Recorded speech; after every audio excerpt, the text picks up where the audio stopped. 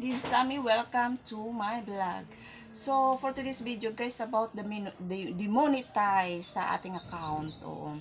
So, um, sa mga baguhan na content creator, so sa mga gustong magplano mag-vlogging, so makinig kayo. So, meron akong i-share sa inyo kasi meron tayong kapwa content creator, hindi ko lang i-share kung sino yun, basta na-demonetize siya. So, ano bang dahilan? Ano bang dahilan na demonetize? Dahil po sa lumabag siya sa patakaran kay Meta. So, which is bawal yung mga follow to follow, count me in. Tapos, sumali siya sa grupo. Halimbawa, for example, yung Meta Star Center Group, mga ganun ba. Tapos, yung mga video nyo na pinapanood sa isang grupo, at tapos yung mga video nila, papanoorin ng grupo, tapos pati yung ads, para dumagdag yung kitaan sa Facebook. So which is malaking kita kasi maraming nanonood, 'di ba? Kung halimbawa marami kayo sa grupo, which is bawal talaga 'yon. Tapos magme-message kayo na in private sa Messenger, which is malalaman talaga sa Meta 'yon kahit sa Messenger. So ma-monitor kasi sa kay Meta. So yung content creator na yun, isang taon na pinaghirapan niya, which is nawala, na-demonetize siya. So, yun ang ginawa niya.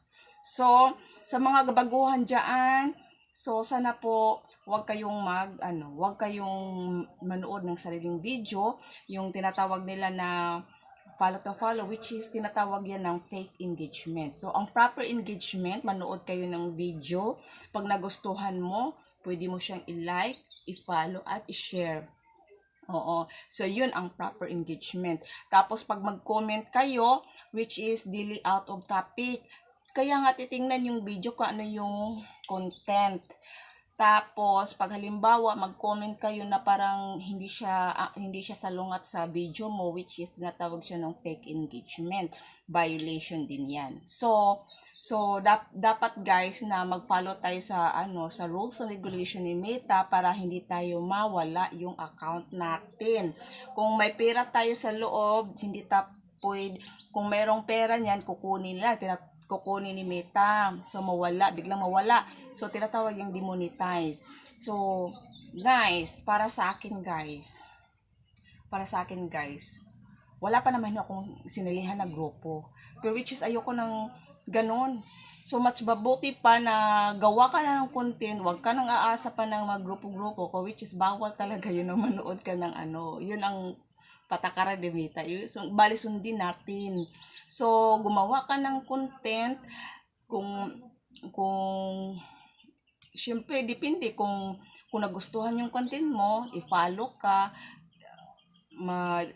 nasa sa yun kung paano mo ma-apply yung video mo para maraming views. Pero yung titingnan mo yung sarili mong video para magka-earn, hindi pwede yun. Oo, masisira yung account natin. Siya nga po pala mga guys, kung sinong magpakuha sa akin ng uuisim, please PM lang, Amitan, at pwede kayong matulungan at magpakuha ng passport online, PM lang po sa akin para yun ang panghanap buhay ko. Aside from vlogging. So, yun lang guys. Sana po nakakatulong po ang aking message po sa inyo, lalo na sa mga baguhan dyan na gusto mag-vlogging. So, sana po i-share yung video na to para po malaman sa mga content creator, which is bawal talaga. Oo. Sana po at nagustuhan yung video ko, like at subscribe at lalong-lalo na share para ma-share nila yung video ko at malalaman nila ang bawal kay Meta. So, salamat guys. Maraming salamat sa inyong pagsuporta. Love you.